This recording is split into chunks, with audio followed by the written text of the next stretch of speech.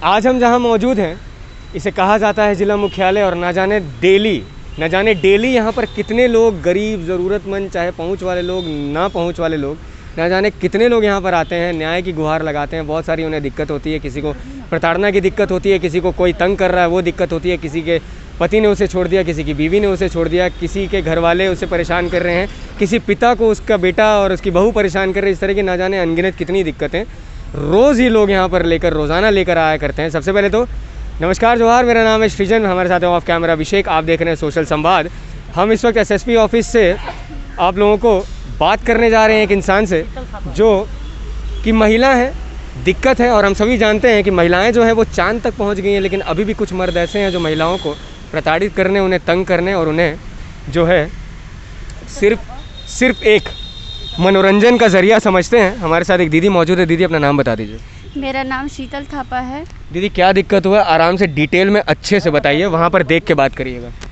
मेरा नाम शीतल थापा है। मैं 3 साल से कोर्ट में केस किया हूँ, लेकिन अभी तक मेरा पति अभी तक यहाँ आया हुआ नहीं है। क्या केस किए हैं? मेरे को बहुत मारते पीटते थे, बंद करके रखते थे, ताला लॉक करके रखते थे, बहुत दवा, नशा पानी, मेरा बच्चा से छीन लेते थे, दहेज का मांग करते थे, और प्लस क्या ये लोग प्लानिंग किए थे कि इसका बच्चा को लेके जाकर हम कहीं किडनैप करके कहीं दूसरे जगह भेज देंगे, इसलिए हम अपना बच्चा को लेकर भागकर मम्मी के पास में आए। आपके साथ हुआ उनका बच्चा है? हाँ, उसको कह रहे थे कि किडनैप। मेरा बच्चा। जी, आपका बच्चा। हाँ, मेरा बच्चा को वो लोग किडनैप करने वाला था, लेकिन मेरे को पता चला तो मैं कैसे करके मैं जान बचाकर मैं भागकर मम्मी के पास में आई हूँ। तो अभी वो कहाँ पर मौजूद हैं, आपके जो पति हैं? मेरे पति अभी जमुई में है, बिहार में हेडक्वार्टर है उनका। हाँ, पुलिस में काम करते? पुलिस में है वो, बिहार पुलिस में है वो, गोरखा बटालियन बिहार पुलिस में है वो अभी। तो अभी आप यहाँ पर आए, किससे मिले?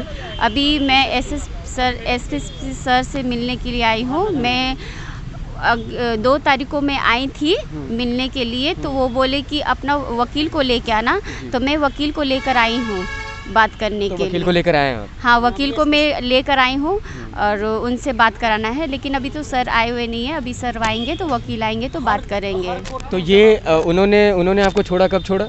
मेरे को 2017 में मैं यहाँ मम्मी के घर आई हूँ। शादी कब हुई थी?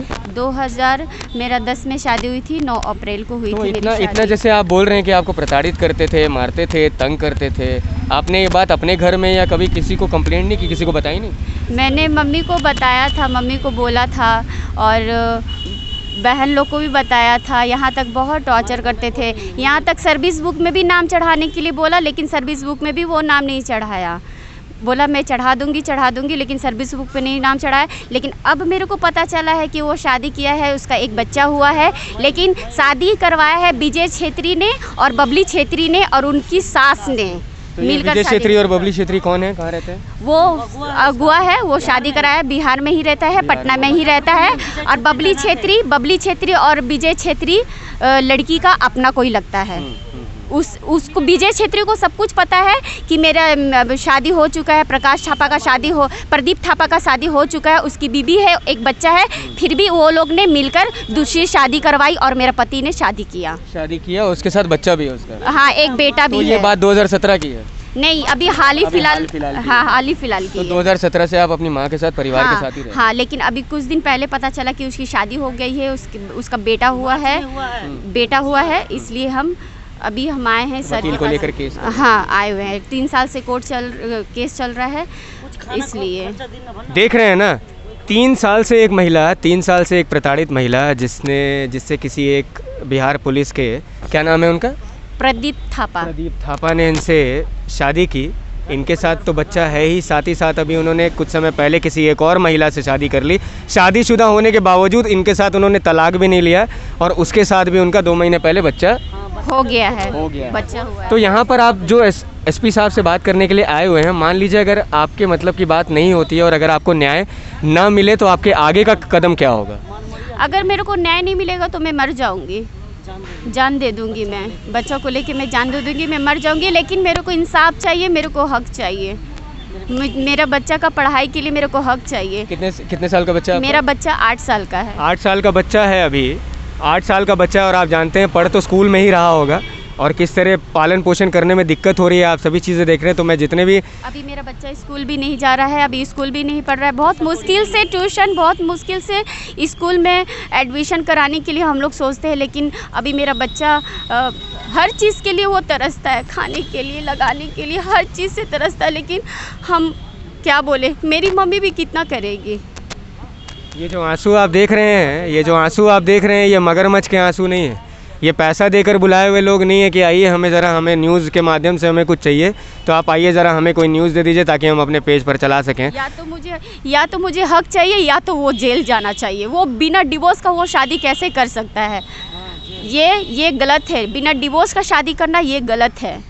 बिना डिवोर्स के शादी करके वो इंसान अभी तक खुलेआम घूम रहा है और यहाँ पर ये महिला अपने घर पर आकर रहने को मजबूर है, शादी के बाद अपने मायके में रहने को मजबूर है, अपने बच्चे को लेकर पालन पोषण करने में दिक्कत हो रही है। इनके पास अभी कोई जॉब भी नहीं है और आप कह रहे थे अभी आपकी तबीयत भी ख़राब चल रही है। हाँ, अभी मेरा भी तबीयत ख़राब अभी हो रहा है, क्योंकि कुछ दिन पहले भी पता चला कि वो शादी कर लिया है। तो अभी मेरे को डॉक्टर से दिखलाया तो माइग्रेन का भी मेरे को डिप्रेशन हो चुका है। मैंने डॉक्टर को दिखलाया तो डॉक्टर ने बोला तुम्हारा डिप्रेशन हो गया।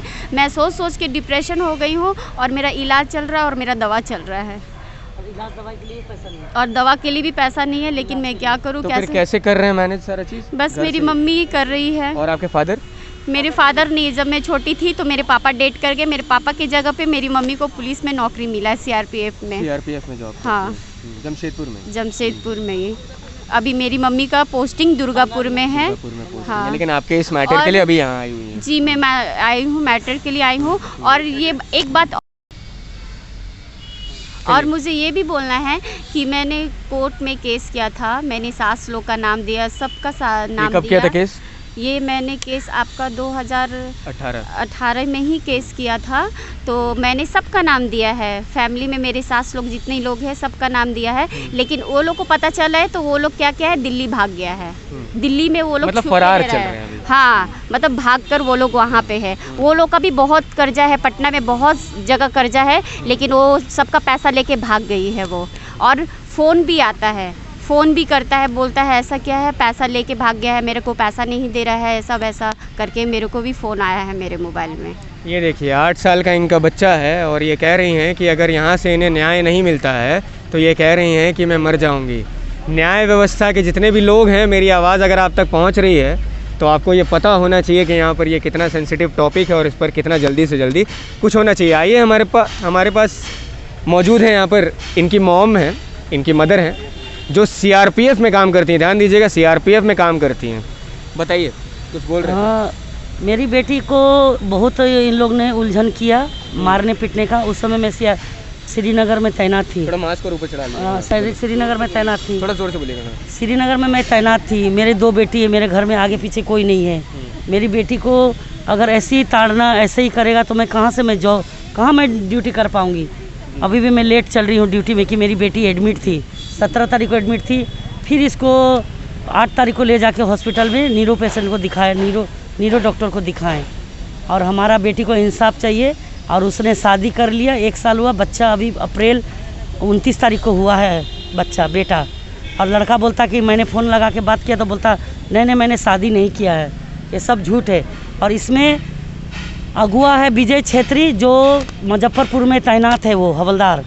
उसकी बीवी बाबली छेत्री और बाबली छेत्री की माँ, जिन्होंने ज़बरदस्ती इसने शादी अपना रिलेटिव से करा है। जो कि इस विजय छेत्री को मालूम था कि ये मोहल्ला का लड़की है, मोहल्ला का लड़का विजय छेत्री। जानते हुए लोभ में मेरा बेटी को मोहल्ला का लड़की है बोल के जानते हुए नहीं, उसने अपना सास को मना कर सकता था कि नहीं माँ अभी डिवोर्स नहीं हुआ, ये मोहल्ला का लड़की है बोल के शादी रोकना था। लेकिन अभी विजय छेत्री बोलता है कि सर्विस बुक में दारू पी के ये लोग का चकना पूरा पार्टी चलता है। उसके बाद बोलता है कि नहीं अभी तुम प्रदीप सर्विस बुक में नाम चढ़ाओ लड़की उसका जिससे शादी किया।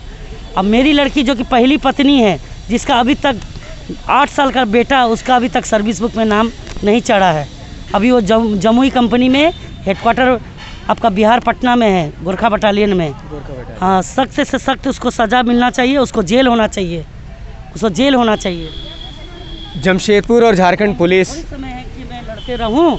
मैं भी सरकारी कर्मचारी हूं, सीआरपीएफ का मुझे तो इतना छुट्टी भी नहीं मिलता कि मैं बेटी के पीछे मैं दौड़ भाग करूं, मैं ड्यूटी करूं या मैं बेटी का केस को देखूं।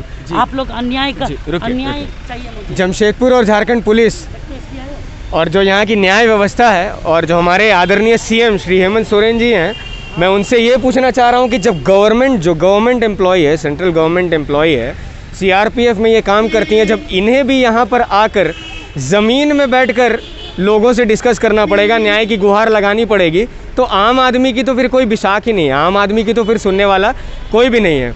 तो कोशिश करिएगा कि ये जो दिक्कत है ये न्याय व्यवस्था के लोगों तक पहुँचे, राज्य सरकार और हो सके तो केंद्र सरकार तक भी ये हमारा जो वीडियो है, ये हमारी जो बात है जो हम यहाँ रखने की कोशिश कर रहे हैं, ये पहुँच जाए। क्योंकि आए दिन ना जाने ऐसी कितनी दिक्कतें यहाँ पर आती हैं, लेकिन कितनी दिक्कतें हल होती हैं, नहीं होती हैं, कितने लोगों को न्याय मिलता है, नहीं मिलता है, इसका हमारे पास कोई रिकॉर्ड नहीं है, कोई पैरामीटर नहीं है। और एक औरत जो एक बच्चे को जन्म देते वक्त 22 हड्डियाँ टूटने के बराबर दर्द जो वो सहती है, मुझे नहीं लग रहा है कि उतनी ताकत किसी मर्द में भी होती है।